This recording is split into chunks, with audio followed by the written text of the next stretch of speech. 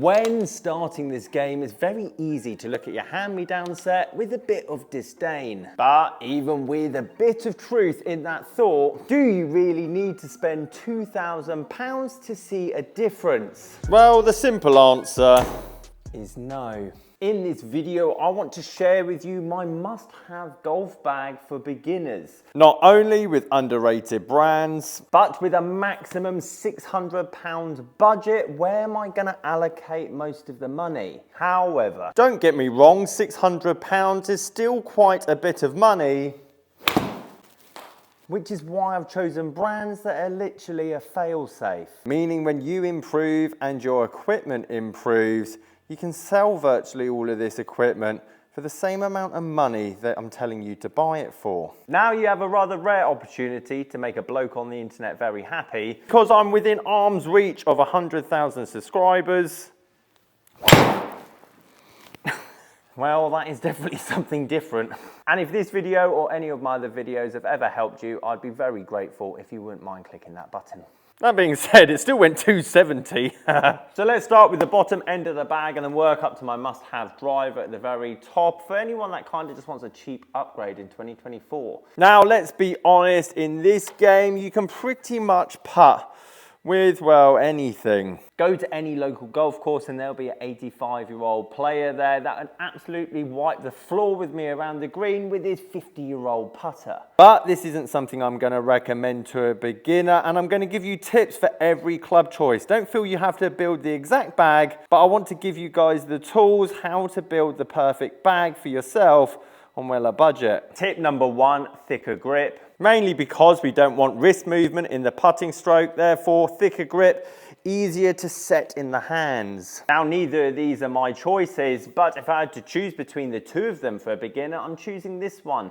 Mallet putters, bigger head style putters are more forgiving. Bigger head, the more you hit here and here, the more forgiving, opposed to something like this. And then lastly, something heavily overlooked, alignment behind the golf ball. I used to recommend 2-ball putters down here on the right hand side, and still a great putter, but can be harder to align to the target. However, I've gone with Odyssey as my brand of putter because they're not as expensive as Scotty Cameron's, but they hold their value just as well. This white hot RX putter, first of all, looks amazing, retails at £129 and still goes for £70, £80. We're talking 8 years since release and people are still after them. I'm budgeting £70 for the putter, and that may seem a lot with a £600 budget, but it's arguably the most important club in the bag. Also, a quick thank you to Replay Golf, that's helped me build this entire bag. Disgustingly underrated wedge brand, but not because no one will buy it off you afterwards, and that is the tough battle through this bag.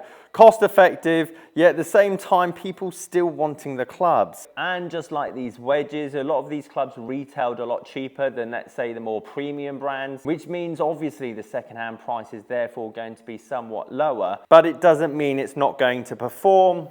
For you guys just starting the game, go on, give me the zip. Oh, naughty. Tip number 1 with wedges, you don't need 3 or 4 Vokies in the bottom end of the bag, 2 maximum, especially if you have a sand wedge already in the iron set. Number 2 is this is one of the biggest mistakes I see so many beginners make. Is that they go 52, 56 and then 60-degree wedge. And the issue with that is most pitching wedges, even sand wedges, are heavily de-lofted, meaning the pitching wedge is at 44 degrees and then your next club's a 52-degree wedge. Well, no wonder you've got a 25-yard gap there. Simple solution, get the sand wedge in the iron set and then go 50, 56. Or if you're going pitching wedge, 48 degree and then a 56. Now my underrated brand is Cleveland, but we have to look at head type as this is not the club I would recommend. Not because of age or price, more to do with the fact that it's so sharp. That leading edge for someone that's quite steep, which a lot of beginners are, is going to catch the wet ground, especially if you live in a country like England, like myself, and it's going to go straight underneath the ball. Opposed to my chunky 50 to 60 pound option. Have a look at the sole on that bad boy. Meaning when that beginner has a swing that, well, looks a bit like this, it has somewhat of a chance of not digging, but bouncing or gliding across the ground. But at this point, you're probably thinking, Simon, you spent near on 170, 180 pounds just on 3 clubs. What are you going to do for the rest? Well, I'm glad you asked, because I now have the impossible task of recommending a beginner iron to the entire population of beginners around the globe. Because dependent on someone's club head speed, these could be an amazing choice for a beginner golfer. But also in the same breath, someone with a lot more club head speed, these could equally be a good choice for them as well. Tip number 2 is don't bother getting a 4-iron in these kind of head types, as they're so de-lofted, and I'll explain why that's good in a minute. But a 4-iron in these sets are essentially a 2-iron, and to be honest, starting this game, you don't need a 2-iron. Tip number 3, steel is perfectly fine, but don't let the ego get the better of you. Regular flex is going to be fine, especially if you're struggling to get the ball to stop on the green, as well as the bad shot being out to the right-hand side. Number 4 is trying to save you money. Check the grips on your new iron set that you're trying to buy second-hand, as sellers very rarely put the price up because the grip condition's good, but it just means if there's some friction left on the end of it, you don't have to grip the thing for dear life when you're trying to hit the thing. Number 5 is lie angle. Too upright, then potentially the ball's going to go left. Too flat, potentially the ball's going to go to the right. However, for someone that hasn't broken 100, it should be the least of your concerns, as any lie angle isn't going to stop that 40-yard hook. The Wilson D7s. Wilson, heavily underrated. They come out cheaper than other manufacturers. But as I'll show you sale listings, people are still buying them week by week. The point is, I need a £200 set of irons that are affordable, but you will be able to get rid of in the future if you do outgrow them. But these are designed specifically for a beginner. Someone that doesn't move any of this, comes over the top with the face massively open, so they have to release early, they have to cast so the ball goes somewhat straight, and because they're releasing early, they're adding too much loft to the ball as well as coming across it, so they're glancing it very much like this. But at 73 miles an hour, we still got quite decent efficiency and 140 odd yards. And why we outgrow clubs. Imagine that player that comes down with that open face, having to release, scoop, chicken wing, whatever it is to keep the closed club face. All of a sudden, they're now more shut. Their club's on a better plane. They're turning their body, therefore getting more club head speed. Well, this heavily de-lofted 7-iron all of a sudden goes 196 yards. Right, we spent near on £400. What are you going to give me at the top end? And I haven't left much money to these 2 clubs, £45 each, if that, because they're difficult for a beginner, and I think you should have them, and they will become your best friend. And I can even hear a lot of you going, Simon, my fairway wood's the best club in the bag. It goes further than my driver. Well, I'll explain why that is the case in a minute. I was very close to just suggesting Adams hybrids and Adams fairway woods because they go for next to nothing, and performance-wise, forgiveness-wise, I think they're just as good as what I'm about to show you. However, throughout this whole bag is the must-haves, and the must-haves means that people are going to want it after you. When you upgrade your bag, I don't want you sitting on this stuff for 3 months trying to flog it off. Which is why we've gone Titleist 913. How good does this look with the hybrid? Adjustable. I mean, let's be honest, the shaft itself's worth 40 quid alone. And classic looking. I want it to look right in the top end of your bag, not something that looks old and tatty.